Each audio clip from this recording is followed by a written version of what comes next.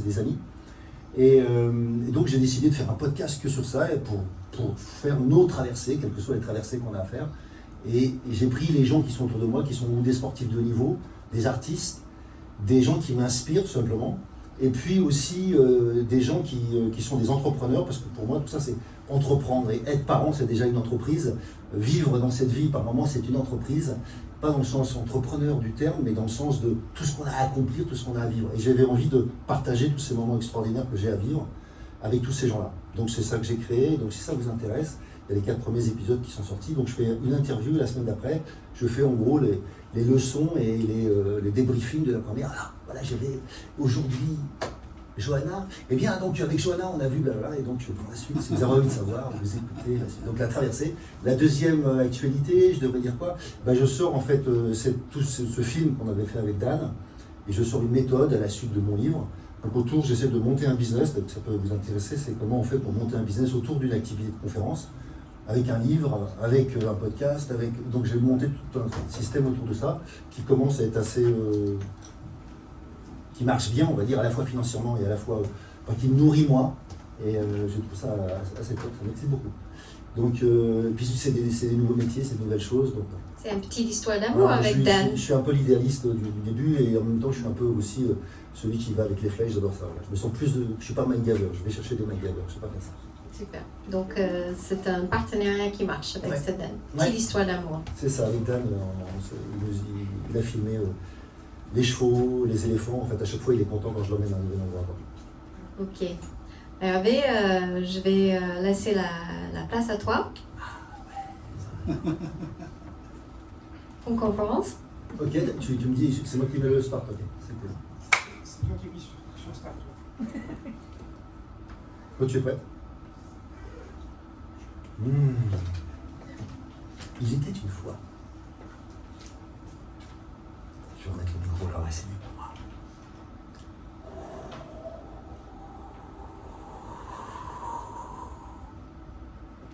Alors on se trouve en fait dans le désert. Et là, on est avec une rivière qui s'est perdue. Comme ça arrive dans le désert, on peut se perdre. Elle est entre 2 dunes. Il y a un truc qui lui arrive qui est particulier. Elle a perdu la foi dans ce qu'elle était. Elle se réduit comme peau de chagrin, et chaque seconde qui passe, elle diminue. Elle perd de sa puissance, elle perd de son courage. Est-ce qu'elle sait encore où elle doit aller? Et à ce moment précis, elle entend une voix. La voix des sables, qui lui dit ceci. Et si tu te laissais transporter par le vent? Oh, c'est quoi le vent? Le vent, mais ça va pas du tout, ça. Évidemment, comme si c'était réel, elle commence à répondre à cette voix. Me laisser transporter par le vent, mais enfin, le vent, moi je suis terrienne, je ne suis pas aérienne. La peur commençait à s'inviter dans cette affaire. Mais la voix continuait. Le vent t'emportera. Le vent t'emportera au-delà du désert, si tu osais. Petit à petit, l'idée commençait à émerger que peut-être il y avait quelque chose. Et si, et en se disant cela, et si, il vint peut-être l'idée qu'elle avait eu une mémoire de ça. Et à la nuit passée, la brume s'éleva avec la rivière. Une dune, 2 dunes, un mont, 2 monts, une montagne. Et enfin, la pluie allait renaître. Et avec la pluie, bien évidemment, la rivière.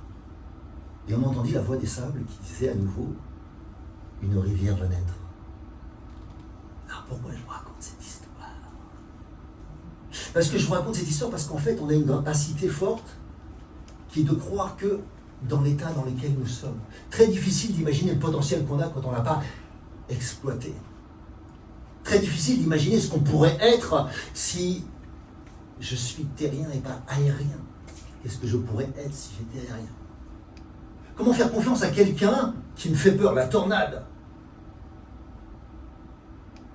Comment faire confiance aux autres quand je n'ai pas confiance en moi? Et dans le processus de passer après Fred, et qui a parlé d'une partie des sujets dont je vais parler, c'est-à-dire qu'est-ce qui fait qu'on ne change pas? Et donc pendant des années, je me suis dit, je fais un tout petit aparté juste ici parce qu'on n'est que des conférenciers, mais je faisais cette conférence avant et c'était sur l'intelligence émotionnelle, j'en vendais à peu près 3 à 5 fois par an. J'ai changé le titre et elle s'est appelée « Pourquoi tu ne veux pas changer ?» Et du jour au lendemain, j'en ai vendu 38 le premier mois. Juste le titre, d'accord? Juste pour information, si vous changez le titre, ça peut marcher des fois. Donc j'ai osé changer. J'ai osé changer quelque chose, évidemment je change un petit peu des contenus parce que j'ai changé le titre, j'ai donné une autre lecture à ma conférence. Et dans le cas présent, j'ai souhaité un petit peu changer, j'ai dit, ce serait plus simple si tu voulais bien changer. À savoir si tu changeais toi d'abord, toi, plutôt que moi. Vous voyez ces situations dans lesquelles on met l'autre dans le premier rôle. On aurait aimé que l'autre fasse le premier pas, non? Vous, non? Ça vous est jamais arrivé? Que ton emploi, on aurait aimé que l'autre fasse le premier pas. Peut-être que l'autre, c'est comme lui qui était changé. Enfin, Jean-Philippe, quand même, tu sais bien, la dernière fois, c'était à toi. Pourquoi tu veux pas, toi? Enfin, c'est comme à toi. C'est quand même toi qui déconne. C'est quand même toi qui devrais y aller. Donc, toutes ces raisons pour lesquelles, en fait, on n'y va pas, que ce soit pour des problèmes d'ego, que ce soit pour des problèmes, en fait, ne pas perdre la face, c'est une autre manière de le dire. Ou bien tout simplement parce que je ne sais pas faire et je ne sais pas te le dire. Alors, je préférais que tu y ailles. Et à un moment ou à un autre, j'aimerais que ce soit l'autre. Alors, je vous ai préparé une courbe que vous connaissez sûrement, qui s'appelle, non pardon, c'était mon désert, courbe du deuil. Que vous connaissez sûrement, la courbe du deuil, et qu'on peut utiliser exactement dans la courbe du changement. C'est la même chose. Et donc je l'ai dessiné au sol parce que tout à l'heure, tant qu'à faire, on va utiliser quelqu'un. Je préviens ça, préparer psychologiquement, il y a quelqu'un qui l'a aligné. Je vais désigner quelqu'un. Alors, ce sera peut-être le choc.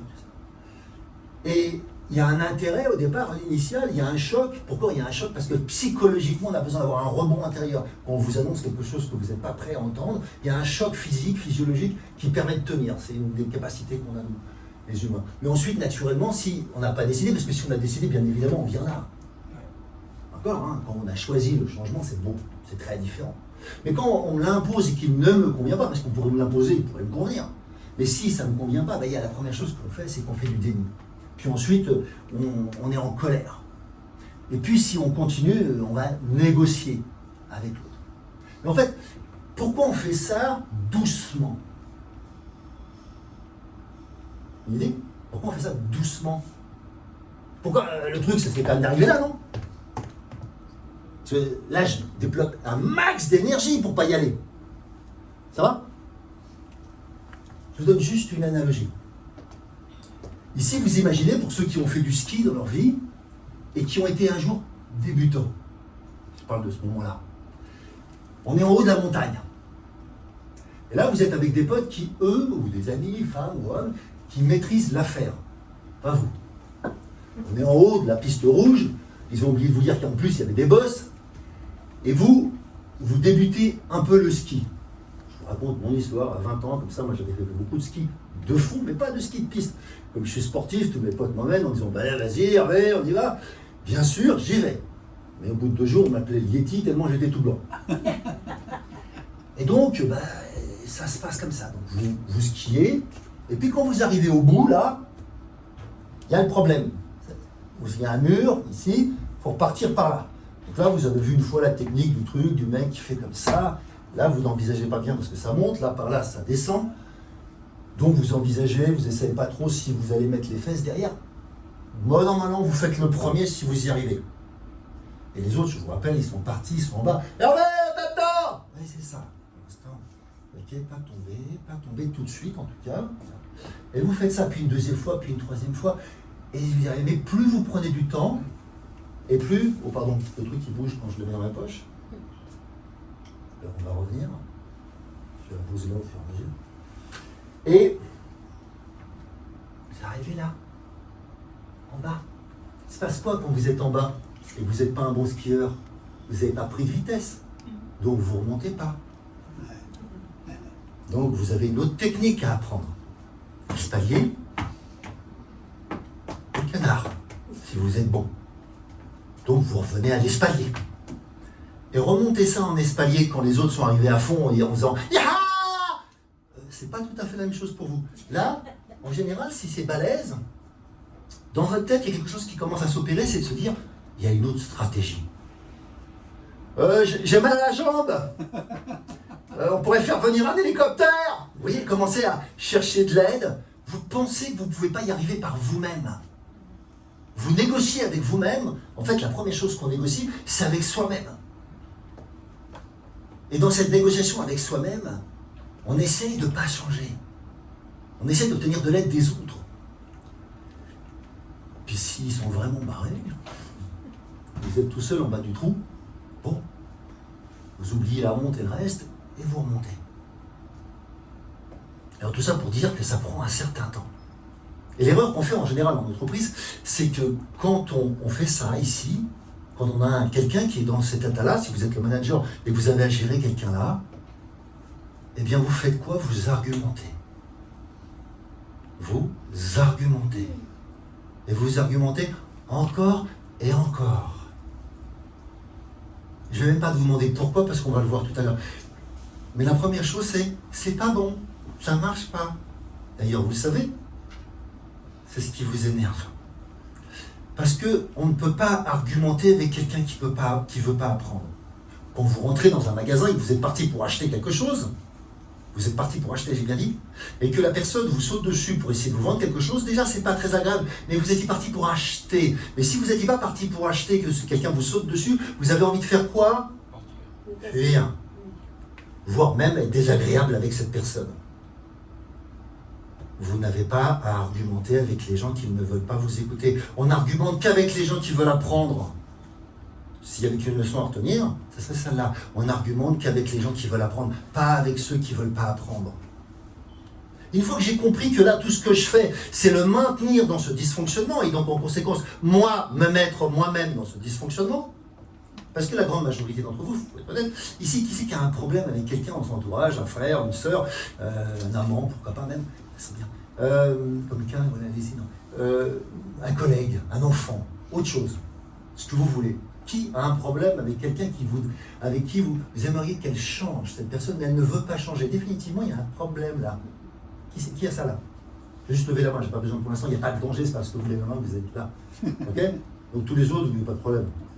C'est beau, c'est tranquille. Ok. Ça va venir, ça. Ne vous inquiétez pas, parce que je pense qu'on est tous concernés en moins. Et dans la majorité des cas, vous êtes où, vous? Quand la personne, dites-moi juste où est la personne. T'as quelqu'un, toi? La personne, elle est où? Avec qui tu te fâches? Elle est dans le déni. Ok, et toi, t'es où? Je suis dans la colère. Ok, toi, t'es dans la colère. Donc, t'es sur le même côté. Pareil. Ok, déni, colère. Déni, colère. Ok, qui d'autre? Négo. Ok, dans l'ego? Négo. Ah, dans la négo. Ok, toi, t'es dans la négo ou elle est dans la négo? Négo, les deux. Ok, d'accord, ok. D'accord. Évidemment, quand l'autre va dans la négo, il a tendance à t'emmener dans la négo. Ok. Donc, ce que je voudrais vous faire prendre conscience, c'est que dans la grande majorité d'entre nous, on dit que c'est l'autre qui ne veut pas changer. Alors que nous aussi, parce que nous, on est là. Et tant qu'on est là, on ne veut pas changer. Les deux. Il y a un effet qui se coule dans cet effet-là. Et souvent, on regarde que l'effet sur l'autre, on ne regarde pas l'effet sur nous. D'accord? Si je suis ici, alors vous ne le voyez pas, mais ici, c'est le choc, eh bien, je vais partir dans le déni. Et après, je peux faire ça très vite. Peut-être que je peux dire, mais non, c'est pas possible. Oh non! Ah, puis je suis un peu en colère. Puis voilà. Et puis bon, là, je commence à faire cette négo avec moi-même. Et puis petit à petit, je vais passer par la tristesse, parce que évidemment, il y a de la tristesse qui doit s'opérer, parce que c'est la tristesse et cette émotion très particulière qui nous permet de dire qu'on fait le deuil. Avant la tristesse, il n'y a pas de deuil. Donc tous les gens qui vous ont dit qu'ils ont fait le deuil, mais s'ils n'ont jamais été tristes, ce n'est pas vrai. Ça va? C'est basique. Hein. Ouais. Okay. Donc, vous avez besoin d'être triste, parce que c'est dans la tristesse qu'on vient à l'intérieur de soi, qu'on referme nos poumons, et qu'on met cette énergie très particulière pour s'occuper de soi. Et dans cette action très particulière, on fait un lâcher-prise sur tout ce qui est là. On n'en est pas encore à dire « ouais, c'était génial ». Non, la leçon, vous n'êtes pas capable de la prendre encore. Mais parce que vous allez vous adapter, parce que vous allez tester, parce qu'ensuite vous allez être dans un processus d'acceptation, il y a une chance que ça se produise. Il y a une chance que ça se produise. Donc la première partie, je vous disais, il faut faire, si je vais dans les termes de com', on fait du pull. D'accord? On pose des questions. Ici, on fait du push, parce que là, maintenant, il veut apprendre. Là, maintenant, il veut savoir. Et là, il est passé de l'autre côté. Tant que vous êtes dans la première partie, ça ne sert à rien. une fois de plus, faites très attention à ça. Acceptez que vous aussi, vous avez besoin de changer dans l'affaire. On est dans un problème dans lequel nous faisons partie du problème. Je n'ai pas dit que nous sommes le problème, nous faisons partie du problème. Ok ? Et donc, la première chose que j'ai à vous demander, c'est qui doit bouger le premier ? Soi-même. Alors en fait, c'est celui qui a conscience. C'est la seule bonne réponse. Oui. Celui qui a conscience. Que vous ayez faire 1 mètre et que l'autre va faire 99 mètres, si moi j'ai envie de dire bonjour à quelqu'un et je lui tends la main, je ne suis pas obligé d'aller lui prendre la main là, ça ferait 100%, ce serait énorme, elle va me regarder, elle va dire, ouh, il a un peu de grand dingue lui, ok, je peux faire juste ça, et elle fera le reste du boulot. Elle fera le reste du boulot. Et là on a peut-être, allez, je sais pas, 70-30, ok. Donc vous allez proposer une partie du trajet, et puis des fois peut-être que j'aurais juste fait ça, ça aurait suffi, ça serait même levé. Souvent je dis aux gens, est-ce que vous voulez venir ? Je fais juste ça, et la personne fait tout le boulot, elle monte sur scène, et elle va faire le reste. Donc la grande majorité des gens sont prêts à faire le boulot. Mais ils ont besoin que vous fassiez un élément de ce boulot pour qu'ils fassent eux-mêmes leur partie. Ça c'est la première information dans la courbe du changement, parce que souvent on n'a pas compris qu'on veut que les gens changent sans comprendre les implications psychologiques que ça donne. Je fais simple parce qu'on pourrait aller longtemps, je tiens 2 jours que sur ça. Mais ça pourrait être pénible pour certains parce que vous passeriez tous sur scène. Alors, je vais vous raconter une petite histoire parce que j'aime bien raconter des histoires. C'est l'histoire d'un mendiant et la relation qu'on peut avoir avec les mendiants. Alors, on va la situer en Afrique. C'est l'histoire d'un homme pas vraiment compris ce qu'il pouvait faire dans cette vie. Jusqu'à présent, il n'a pas vraiment une grande utilité, il n'a pas vraiment une grande valeur, et donc il n'arrive pas vraiment à se vendre. Et ce jour-là, il croise quoi ? Un chacal estropié.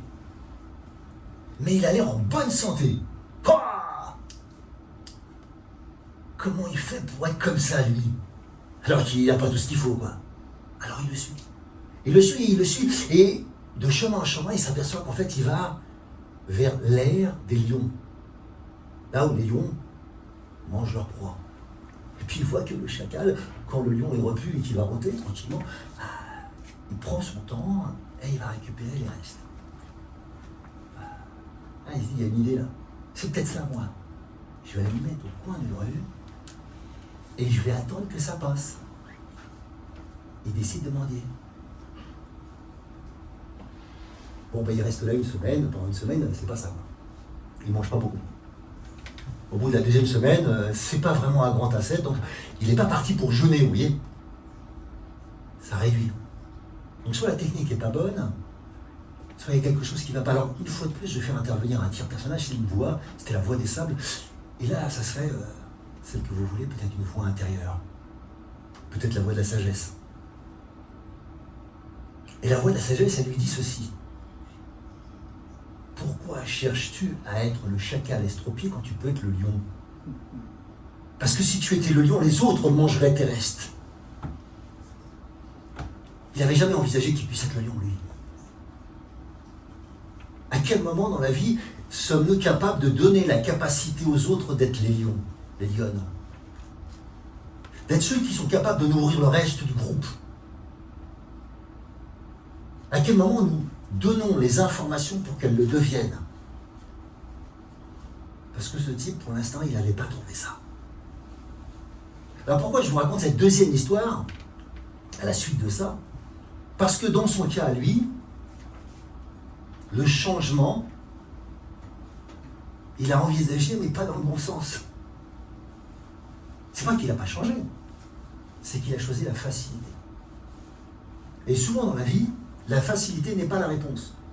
La simplicité est souvent la réponse, mais pas la facilité. La facilité n'est pas une mauvaise réponse, mais souvent une réponse tentante, donc qui va plutôt, quand j'ai pas envie de bosser, vers mes dysfonctionnements, mes fonctionnements.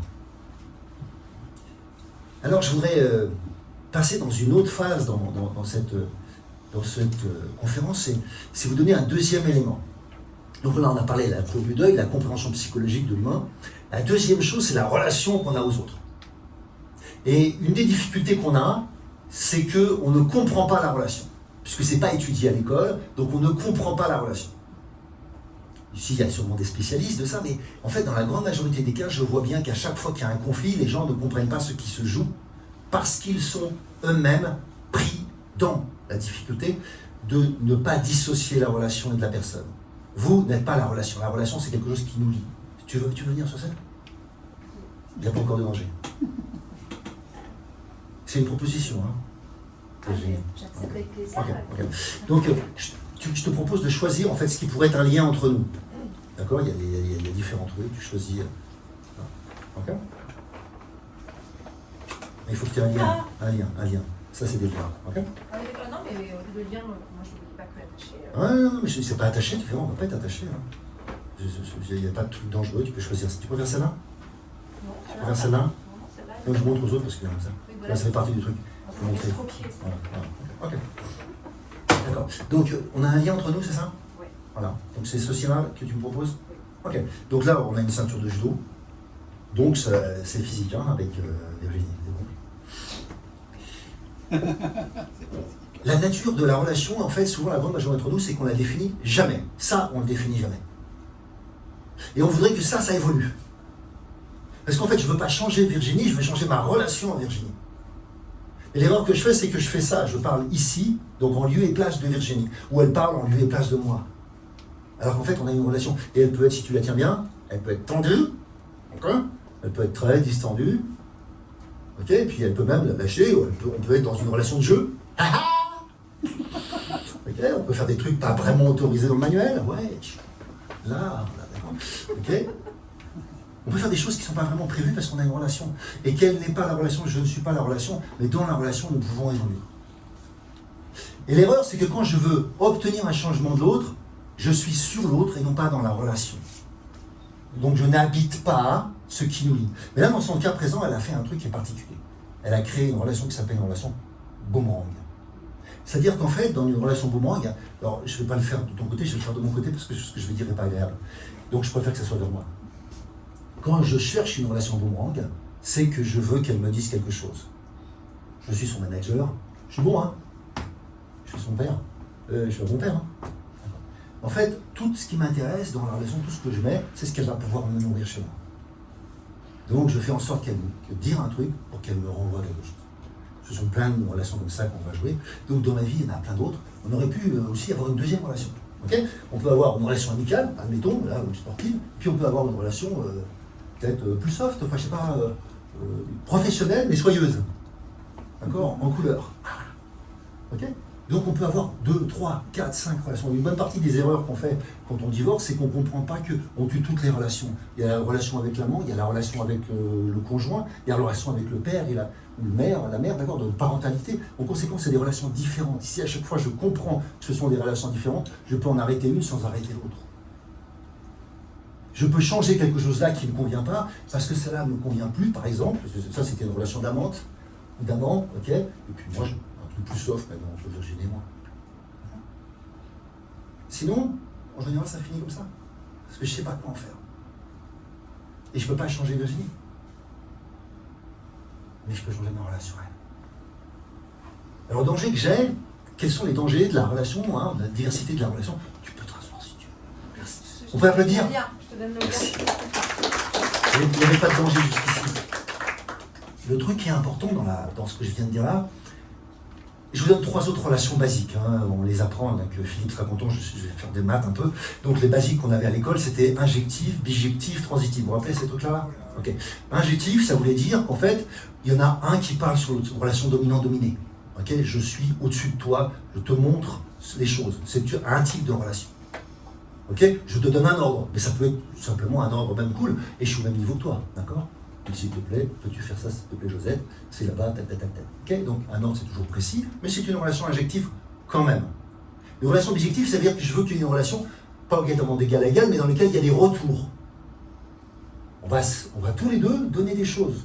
Et puis la troisième type de relation, c'est la relation type transitive. Par transitive, j'entends, vous avez vu ça quand vous êtes enfant, vous avez compris ça, les enfants sont super bons dans les relations transitives. Je vais parler à maman pour entretenir un truc de papa. Je vais parler au grand frère pour entretenir un truc de... Ah oui, Je parlais au manager pour obtenir un autre truc avec un collègue. Ok, vous passez par un tiers pour obtenir un résultat. Et là, vous obtenez évidemment le b.a.-ba de la triangulation, donc tous les scénarios, Karpman, Co. que vous connaissez, qui sont les systèmes de triangulation dans lesquels on va pouvoir se manipuler tranquillement. D'accord, ok? On va s'abstenir de parler de tout ça maintenant, mais voilà, on va trouver tout ça dans les relations.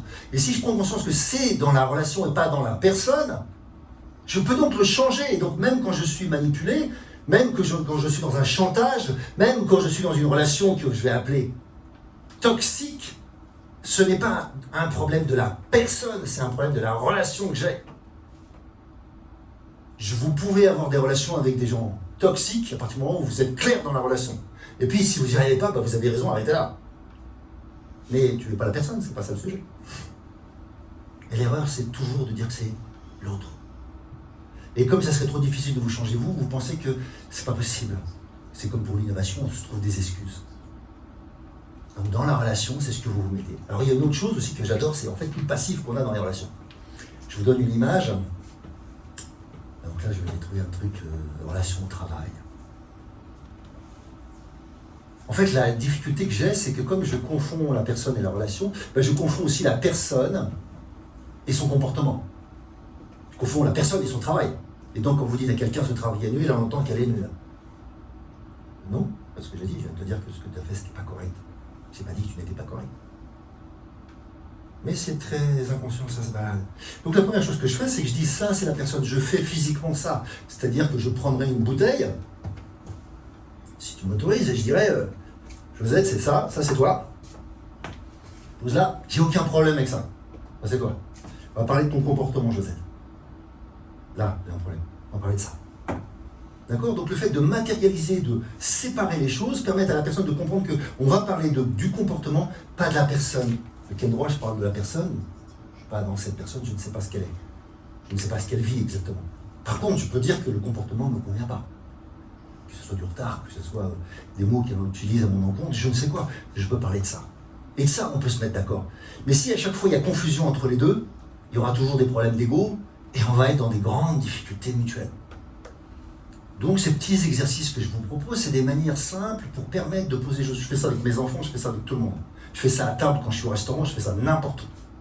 Je prends tout ce qu'il y a, les couverts, les tables, les couverts.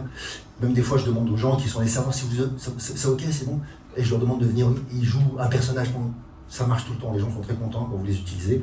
Ils s'emmerdent en fin de séance. Donc voilà, ils sont contents. En tout cas, moi, je vais rire des gens, je vois que ça marche. Les 4 registres qui sont dans une relation et dans lesquels on va avoir des difficultés. Premier registre, les émotions, on en a parlé. Les sentiments, vous faites la différence entre le sentiment et l'émotion. Donc l'émotion, c'est rapide, c'est une réaction. Le sentiment, c'est quelque chose de plus lent et ça passe par le mental, c'est pour ça qu'on dit sentimental. Ok? Et donc l'amour est un sentiment, je vous rappelle comme tout à l'heure, ah, je suis amoureux, ah, je suis plus amoureux. Non, ça serait une émotion. Donc on se rappelle, ça dure un peu plus longtemps que ça, l'amour. Le jugement, donc c'est tout ce qu'on raconte, mais qui ne sont pas des réalités, c'est mes croyances, mes avis, mes hypothèses sur la vie, sur les autres. Et le dernier point qui est les blessures, qui en général ne sont pas bien comprises parce que une bonne majorité d'entre nous, on n'est pas clair sur nos blessures psychologiques et qu'on a fondé notre caractère là-dessus pour éviter ces blessures. En conséquence, on n'est pas du tout, je dirais, conscient de la grande majorité d'entre nous de nos blessures, sauf si on les a travaillées et qu'on a pris conscience de ça. Et en conséquence, comme elles sont invisibles, vous êtes prévisibles. Je fais le jeu de mots, ok? Plus vos blessures sont importantes, plus vous les surjouez. Plus vous les surjouez, avec le registre émotionnel et sentimental, plus elles sont prévisibles. C'est-à-dire que vous devenez des experts de vos blessures. Il y a des gens, vous voyez autour de vous, c'est des pros de la justice, quoi. Dès qu'il y a une injustice, ils lèvent le doigt, vous savez qu'il y a une injustice. Les autres, c'est la trahison, ils voient la trahison partout. D'autres, du rejet, je ne sais pas en fait, ou de l'humiliation. Je ne vais pas vous faire toutes les blessures, mais en gros, voilà, les grandes blessures. Et dans les blessures du relationnel, il y en a 2 qui sont extraordinaires, qu'il faut souvent rajouter, qu'on n'a pas pris conscience, qui sont le sentiment d'impuissance et le sentiment d'insécurité. Ces 2-là, ils aggravent tout. Quel que soit ce que vous avez, ils aggravent le débat. Là, on est ensemble, admettons qu'on a une bonne relation. Je change un peu la sécurité. Je change la donne pour que vous vous sentiez impuissant. Et vous allez voir comment ça devient vite assez extraordinaire, des gens qui s'entendaient bien, qui finissent par se mettre sur la gueule. Je fais un test régulièrement, je dis voilà, vous imaginez dans cette salle, j'ai payé Philippe qui a évidemment des grandes compétences technologiques. Donc je lui ai demandé un truc particulier. Je lui ai demandé de supprimer petit à petit l'air de cette salle. J'ai oublié de vous dire, il y a 3 personnes ici dans cette salle qui ont une petite paille et elles savent exactement où sont les trous pour pouvoir respirer et elles iront respirer. Faites très attention à ces personnes-là, repérez-les et débrouillez-vous pour aller respirer avec elles. Je ne vous laisse pas très longtemps avant de vous mettre sur la gueule. Même s'il y en a qui vont dire oui, on va réfléchir comment on va s'organiser. Mais vous verrez qu'il y en a qui auront un peu peur que l'organisation vienne passer vite. Et que même s'ils peuvent encore respirer, ils en viennent aux mains. Donc il est très facile d'utiliser ces processus-là, et c'est pour ça que je vous les donne, c'est pour prendre conscience qu'il faut être clair sur le cadre dans lequel on crée nos relations. Parce que ces 2 sentiments vont vous remettre à plat. Alors, pourquoi je vous parle de tout ça depuis le début? Pardon, excusez-moi, je suis parti en arrière. Parce qu'en fait, pour gérer tout ce que je viens de vous dire, pour faire en sorte que vos relations soient dans bon état, pour faire en sorte que les gens avancent, vous pouvez prendre des photos sur cette slide-là, vous ne la trouverez pas partout, même si maintenant sur mon site ou ailleurs vous la trouverez facilement. Eh bien, vous avez les 7 grands besoins relationnels, c'est-à-dire les besoins qui nourrissent vos relations. Et dans ces 7 grands besoins relationnels, il y en a un paquet dont vous vous occupez régulièrement, mais un paquet d'autres dont vous n'avez même pas l'idée que si vous ne vous en occupez pas, vous serez en grande difficulté dans vos relations. Je vais prendre juste la première, qui est souvent mal comprise. Besoin de se dire. C'est le cas où vous allez voir quelqu'un, et à peine vous vous êtes exprimé, fait « Ah, c'est bon, j'ai la réponse ». Rien que de le dire, maintenant c'est clair. Vous avez pris le temps d'éclaircir. Comment vous avez fait juste parce que vous êtes entendu? C'est comme quand vous écrivez. Le besoin de se dire fait partie des grands besoins relationnels. C'est-à-dire de prendre conscience de ma propre personne dans la situation. Et je vous rappelle, comme tout à l'heure, on n'est pas très clair sur le fait qu'on fait partie du problème. Là, on peut l'entendre. Besoin d'être entendu, besoin d'être reconnu, besoin d'être valorisé, c'est pas assez évident en entreprise, besoin d'intimité.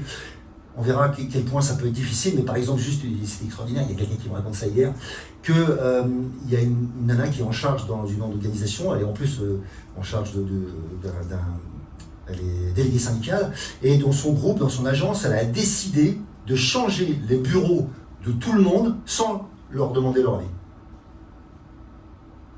Ah bah, elle a une grève. Le lendemain matin, elle croyait leur faire une surprise, elle croyait que c'était une bonne idée. Mais non, mon bureau, c'est ma vie. Tu ne touches pas mon bureau, même si ce n'est pas ton bureau, c'est le bureau de la société. Dans la réalité, moi, pendant des années, je faisais ça, j'installais des aéroports, et donc ça m'arrivait de toucher les bureaux, enfin, je m'occupais des télécoms et de l'informatique, et rien que quand on touchait le téléphone physique, hein, oui, à l'ancienne, le truc là, il fallait composer, quand on touchait le téléphone des gens, et qu'on ne leur mettait pas le leur, ils avaient mis une petite étiquette, un machin, mais ça devenait un délire pendant une semaine. Elle a retrouvé le téléphone. Hein. Alors, comme par hasard, c'était tombé chez Chris. Chris, elle avait vu pas l'étiquette, elle l'a enlevé. Paf, à ce moment-là, il y avait une histoire avec Chris. Tout devenait un problème juste pour un téléphone, qui ne leur appartenait pas. Mais c'était leur intimité. Donc les 2 derniers qui sont les plus importants pour moi en entreprise et qui vont avec ce que disait tout à l'heure notre ami Fred, c'est le besoin d'influencer, de créer. Et par influencer, c'est simple. Quand vous rentrez dans une pièce, vous voulez savoir si vous avez de l'impact ou non. Si les gens vous écoutent, s'il y a quelque chose qui est différent après et avant votre passage. Ce n'est pas obligatoirement que vous avez révolutionné le groupe, mais vous avez une influence sur les gens, sur ce qui s'est passé. La deuxième chose, c'est que vous avez besoin de créer. Et c'est pour ça que 98% des enfants, avant 3 ans, quand on fait tous ces tests, jusqu'à 5 ans, en fonction des endroits dans lesquels ils rentrent à l'école, ce ne sont tous pas des créatifs. 98% ne sont pas des créatifs. 98% des enfants sont des super créatifs. Super créatifs. Et aujourd'hui, dans l'entreprise, quand on a 22 ans, eh bien, il y a à peu près 2% de super créatifs. Où sont passés les 96 restants? Dans votre tête, dans votre corps, quelque part ailleurs. Vous transpirez la créativité ou la super créativité, mais vous ne l'utilisez pas. Je ne vais pas rentrer dans ces explications-là. Mais c'est ce dont nous avons besoin. Nous avons besoin d'exister par notre processus créatif. Et le dernier, c'est le besoin de rêver. Alors, moi, j'adore parce que le rêve, c'est l'anagramme de Hervé, donc ça va avec moi. Vous pourrez vous amuser avec les mots, ça marche. Il n'y a pas le H, c'est tout. Mais sinon, depuis des années, moi, je suis un grand rêveur. Je rêve, et je rêve pour 2, pour 3, pour 4. Je fais même une conférence spéciale qui s'appelle « Oser rêver grand ». Et je m'aperçois à quel point on n'a pas l'autorisation de rêver en entreprise. Parce que rêver n'est pas autorisé. Parce que, vous voyez, c'est un truc d'enfant, quoi. Alors que c'est juste fondamental de rêver. Donc si vous pouvez rêver dans votre relation, waouh, c'est ce que vous faites quand vous aimez. D'un seul coup, tout est possible. Dans l'amitié, c'est la même chose. Quand vous avez découvert un potentiel de vous-même et que vous n'avez pas encore exploité ce potentiel, vous rêvez de ce que vous pourriez être. Votre relation à vous change. Un petit point intéressant, essayez d'examiner, essayez de vous dire quelle relation vous avez avec vous-même. Quelle relation vous avez avec vous-même. Alors je vais arriver à la fin. Tout ça pour vous dire deux choses. Alors ça sera un cadeau. Vous prenez la photo. Si je vous explique, prenez la photo. Parce que si vous osez le mettre dans votre vie sérieusement, ça changera votre vie avec votre partenaire, vos enfants, vos associés. C'est un outil super simple, mais qui est super puissant, que j'utilise depuis 17 ans. Et depuis 17 ans, je pourrais faire un cours rien que sur ça. Très simple comme outil, ce que j'attends de la relation, ce que j'attends, quels sont mes apports, mes contributions. D'accord ? Qu'est-ce que j'attends de moi dans la relation ? Qu'est-ce que je vais apporter dans cette relation ? Parce que je vous ai dit, on est deux. Et puis maintenant, qu'est-ce que j'attends de l'autre dans la relation ? Donc dans un travail, quand je suis avec un associé, dès que je fais quelque chose dans lequel ça dure, je fais ça. Mais la troisième chose qui est super importante, je définis mes zones d'intolérance. Et l'autre doit définir les siennes. Par exemple, que la mauvaise foi, c'est difficile pour moi. Que je déteste le fait accompli. Pas une liste de 25 trucs, ça n'a pas de sens. Mais là, vous venez de définir ce qui est rapidement, dans votre tête, une faute. Juste pour être simple, vous conduisez, vous dépassez la ligne blanche, vous vous faites arrêter par un gendarme à l'ancienne, il vous fait la morale. Aujourd'hui, c'est pas sûr. Mais il vous fait la morale. D'accord ? Parce que c'est une erreur. C'est la première fois que vous faites ça. Mais la deuxième fois où vous le faites, parce que 300 mètres après, vous continuez à dépasser la ligne blanche, il fait quoi ? Là, vous avez une contravention et puis en plus, vous perdez des points. Parce que c'est une faute. Et bien, c'est la même chose dans une relation. Dès que vous avez une relation dans laquelle vous avez quelque chose de tendu, de clair, ou de difficile, eh bien l'autre ne va pas rater vos fautes. Même s'il ne veut pas, c'est trop difficile parce que c'est ces zones d'intolérance. C'est inacceptable. Vous le faites 2 fois, 3 fois, même avec quelqu'un avec qui vous étiez parti pour vivre en couple, ça ne marchera pas avec le temps. Parce que vous ne faites pas attention, vous piétinez ces plates-bandes. Pour elle, pour lui, même si ce n'est pas ce que vous avez l'impression de faire. Osez mettre ça en place, ça changera vos relations à long terme, ça je peux vous le dire. Et alors j'aime bien finir par un challenge. Pareil, vous pouvez prendre la photo parce que vous le mettez en fond d'écran. Voilà. Vous mettez ça sur le groupe WhatsApp, peu importe. Et la première chose que je vous conseille de faire, c'est de lire vraiment ce qui est écrit. Pas de faire autre chose que ce qui est écrit, parce que le danger, c'est que vous faites autre chose. Osez ne pas vous laisser aller à des pensées négatives pendant 6 jours de suite. Je n'ai pas dit que vous ne pouvez pas avoir de pensées négatives, j'ai dit que vous ne devez pas vous laisser aller. D'accord ? Vous ne pouvez pas contrôler vos pensées négatives, mais vous pouvez contrôler le fait que vous les entretenez. Ça, c'est différent. 2, préparez-vous au changement et au succès. C'est exactement ce qu'on disait tout à l'heure. On se prépare à devenir une autre personne. Donc, envisagez le meilleur en vous. Envisagez, ayez foi en vous. Ayez foi en lion, au lion, plutôt qu'au chacal. C'est à vous de décider. Encore plus si c'est un chacal estropié. Restez focalisé sur les solutions et non sur les problèmes. C'est assez évident aujourd'hui. Mais c'est très différent si vous le mettez en 3e. Et osez le faire 6 jours de suite. Par 6 jours de suite, j'entends 6 jours de suite. Ça ne veut pas dire que vous allez réussir en 6 jours. La grande majorité des gens font ça en 21, en 28 jours, parce qu'évidemment, il faut recommencer. Mais osez continuer, vous verrez que ça marche. Et en plus de ça, vous pouvez aller sur mon site, vous inscrire comme étant je ne sais plus combien on en est maintenant, à 1500 personnes qui ont fait ce test et qui disent que ça a changé leur vie. Et après, ça m'intéresse que vous mettiez votre témoignage, si vous avez envie. Ça, c'était mon cadeau. Alors si maintenant, on essaie de se dire, qu'est-ce qu'on garde de tout ça ? J'ai compris qu'il y a un défaut psychologique souvent parce que je ne suis pas clair, que je fais partie du problème et je n'ai pas analysé correctement la position dans laquelle je suis. La deuxième chose, c'est que j'ai fait un mix entre moi et la relation, entre moi et l'autre. Troisième chose, j'ai pas décidé. J'ai pas décidé d'être le lion au chacal. J'ai pas décidé de ce que je voulais. J'ai pas décidé de rêver grand. J'ai pas décidé. Alors, la première chose que je vais vous demander là maintenant, c'est de vous mettre debout et de décider pour vous. Alors, on va le faire comme ça, je dirais à la Carole. Vous allez faire comme si vous riez, comme si, et vous allez gueuler, c'est que pour vous, le challenge que vous n'avez pas encore décidé de faire, que vous aimeriez faire cette année. On s'en balance, que ça vrai ou pas. Pour l'instant, je suis allé chercher l'énergie. 1. On va aller jusqu'à 5 pour que vous ayez un peu de temps. 2. Respirez. 3. Monte un peu en volume pour vous. 4. 5. C'est à vous. Vous gueulez. Voilà. Attendez, on fait l'autre sens. À 1, je redescends. À 5, 4, 3, 2, 1, à 1, vous me gueulez fort, je dois entendre. Quel est votre challenge que vous n'avez pas encore décidé, que vous allez mettre en œuvre? C'est parce que si vous faites comme ça et vous me dites ouais, je vais faire ça, eh ben j'y crois pas. Donc je suis pas sûr que vous le ferez, mais en tout cas vous avez pris conscience de l'énergie qu'il va falloir pour le mettre en œuvre. On est prêt? 5, 4. Dans l'autre sens. Putain, faut le faire à la française, américaine. 4, 3, 2, 1. Merci, je vous souhaite une excellente soirée. À très bientôt.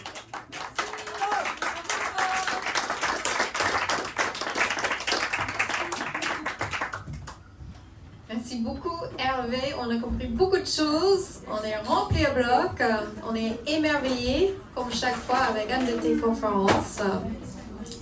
Philippe va faire son petit manip technique pour qu'on puisse avoir le QR code pour pouvoir, je vous rappelle que nos 3 conférenciers sont en train de revalider leur labellisation de conférenciers professionnels. Et donc, ils ont besoin de vous, de vos bottes, pour pouvoir officialiser. Oh, pardon. C'est moi.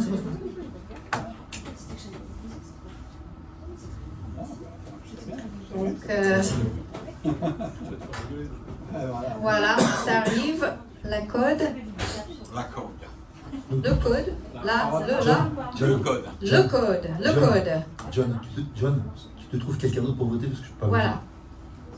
Comme je ne peux pas voter, il faut Et que ça, je vote à travers c'est un- une chose, quand vous avez, moi comme MC en français, comme il va toujours avoir une petite faute qui échappe, ça vous permet de faire vos fautes à vous également.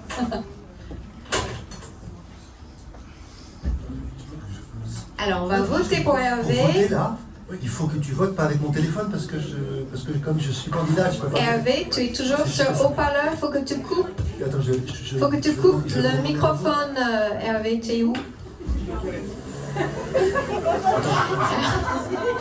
Est-ce que tu peux me dire si. Excellent. Il fait comme bouche.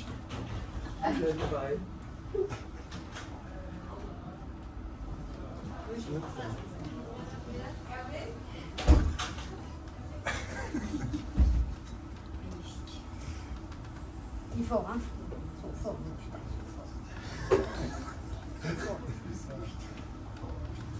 En plus, il y en a qui sont grands, tu peux pas. En plus, ils sont forts. Non seulement ils sont grands, mais ils sont forts. C'est complètement injuste.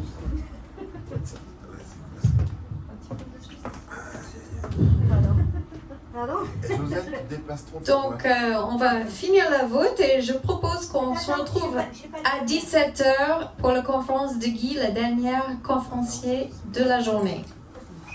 Donc, vote et puis pause technique et networking, l'opportunité de travailler nos relations, de mettre en place tout ce qu'on vient de voir dans la conférence de Hervé. Retour à 17h. Thank you.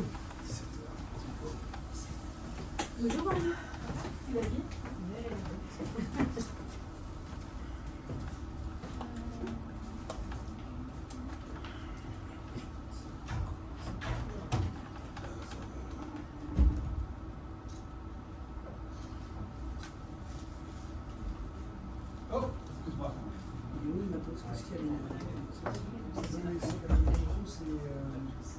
Ah non, c'est sous la tête de mon collègue. Voilà. Ouais, il est là. Et là. Je vais avoir besoin de La table. Est-ce que tu. Alors, Je te mets un tailleur aussi Oui, je suis là. Attends, Johanna. Où est-ce que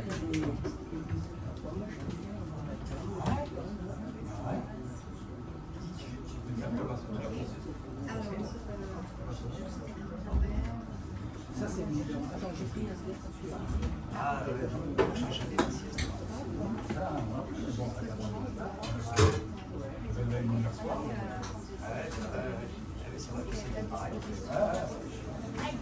Je peux plus voter. Ah, Guy, je peux plus voter.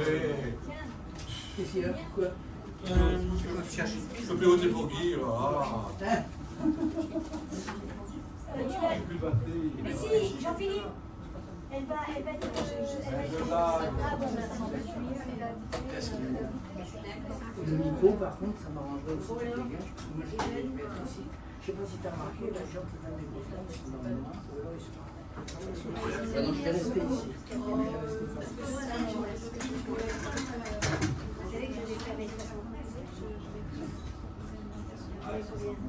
Je demande au coiffeur à quel genre. Tout.